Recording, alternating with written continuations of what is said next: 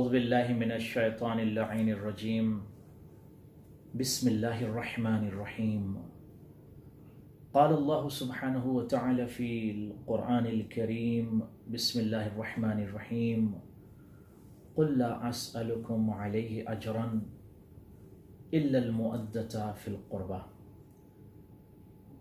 خالق اکبر پروردگار عالم نے قربہ کی محبت کو واجب قرار دیتے ہوئے نبیوں کے سلطان و سردار کے ذریعے سے اہل بیت کی محبت کا مطالبہ کیا ہے۔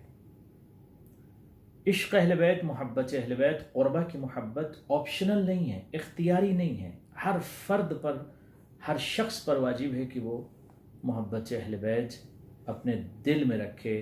عشق اہل بیت ضروری ہے، اسینشیل مسٹ ہے۔ پیغمبروں کے پیغمبر نے اہل بیت اطہار کو کبھی زیر چادر جمع کر کے بتایا کہ یہ میرے اہل بیت ہیں، اور قرآن نے، خالق نے، پروردگار نے اعلان کر کے بتایا کہ زیر چادر جو ہیں وہ اہل بیت اطہار ہیں۔ کبھی انہیں میدان مباہلہ میں لے جا کر پوری دنیا کے سامنے اس بات کا اعلان کیا کہ یہی ہمارے قربا ہیں، یہی اہل بیت اطہار ہیں۔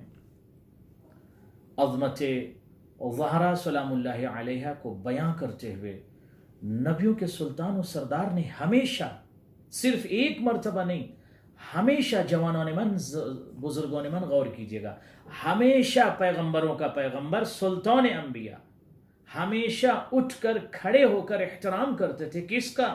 اپنی بیٹی کا، عصمت کبریٰ کا، مملکت شرف کی شہزادی حضرت فاطمہ سلام اللہ علیہا جب بھی نبی صلی اللہ علیہ وآلہ وسلم کے پاس آتی تھی، نبیوں کا سلطان اٹھ کے کھڑا ہو جاتا تھا اور کھڑے ہو کر احترام کر کے اس بات کا اعلان کیا کہ یہ صرف نبی احترام نہیں کر رہے ہیں، بلکہ نبوت جس کا احترام کرے اسے زہرا کہتے ہیں، اسے بطول کہتے ہیں۔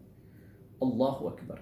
مگر کیا لوگوں نے عظمت جناب زہرا سلام اللہ علیہ کو نگاہ میں رکھا؟ نہیں، بلکہ شہادت جناب فاطمہ سلام اللہ علیہ بعد میں واقع ہوئی، شہادت پیغمبر پہلے۔ نبیوں کے سلطان کی شہادت کے بعد زہرا سلام اللہ علیہ پر ظلم کا آغاز ہو گیا۔ نبیوں کے سلطان کی بیٹی کو بہت ستایا گیا، بہت تڑپایا گیا، بہت ستایا گیا، بہت رلایا گیا۔ کبھی اس دروازے پر، کہ جس دروازے پر نبیوں کو سلطان اکثر کھڑے ہو کر سلام کرتے تھے، اس دروازے کو مجرمین نے اور حاکمین نے، ظالمین نے جلا دیا اس دروازے کو، اور نبیوں کے سلطان و سردار کی بیٹی زخمی ہو گئی۔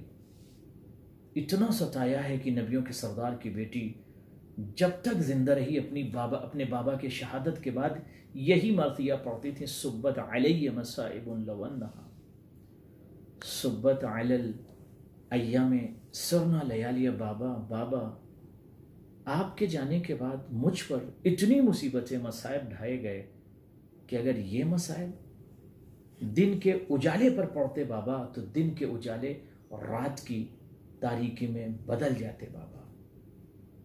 یہ مرثیہ کس کا ہے؟ نبیوں کے سردار و سلطان کی بیٹی کا مرثیہ ہے۔ عزیزان من، اور ستم بالائے ستم یہ ہوا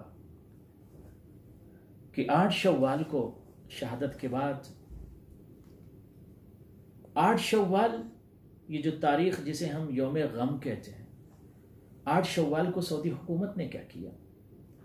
قبر حضرت زہرا سلام اللہ علیہ کو منہدم کر دیا، آل نبی کی قبور کو جنت البقیع میں منہدم کر دیا، مقدسات کو ڈھا دیا، پیغمبروں کے پیغمبر کی بیٹی کو اتنا ستایا زندگی میں، اور شہادت کے بعد بھی ان کی قبر کو مسمار کر دیا۔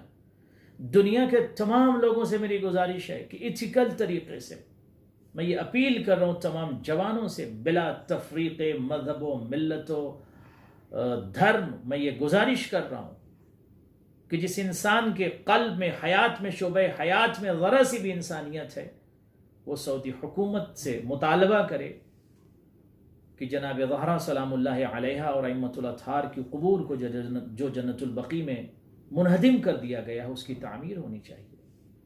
اور پھر میں یہ تمام اپنے جوانوں سے ایک جملہ عرض کروں گا، میرے جوانان، 8 شوال کو یونیورسل یوم غم قرار دیجئے، اور جتنا ممکن ہو سکے دنیا کے ہر فرد کو آپ بتائیے کہ سعودی حکومت نے کتنا ظلم کیا ہے کہ نبیوں کے سلطان کی بیٹی کی قبر کو گرا دیا، پیغمبروں کے پیغمبر کی بیٹی کی قبر کو گرا دیا، یونیورسل پروفٹ آف پیس کی بیٹی حضرت زہرا سلام اللہ علیہ کی قبر کو منہدم کر دیا۔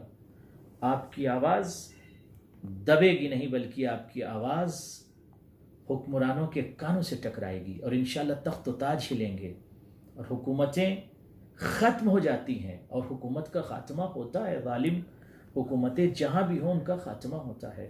اگر پوری دنیا میں کوئی شے رہ جائے گی تو وہ ہے انسانیت، اور انسانیت کا رہبر و پیشوا ائمۃ الاطہار اہل بیت اطہار علیہم السلام۔ لہٰذا آخر میں گزارش کروں گا کہ 8 شوال کو یونیورسل یعنی عالمی یوم غم قرار دیجیے، اور اس دن ہر فرد جتنا آپ سے ممکن ہو سکے آپ اس ظلم کے خلاف آواز اٹھائیے، اور یہ بتائیے ہر فرد کو ایتھیکل طریقے سے کہ دیکھیے نبیوں کے سلطان کی بیٹی کی خطا کیا تھی، کیا خطا تھی، کیوں اتنا ظلم کیا گیا، اور ظلم بالائے ظلم کہ ان کی قبر کو ڈھا دیا گیا۔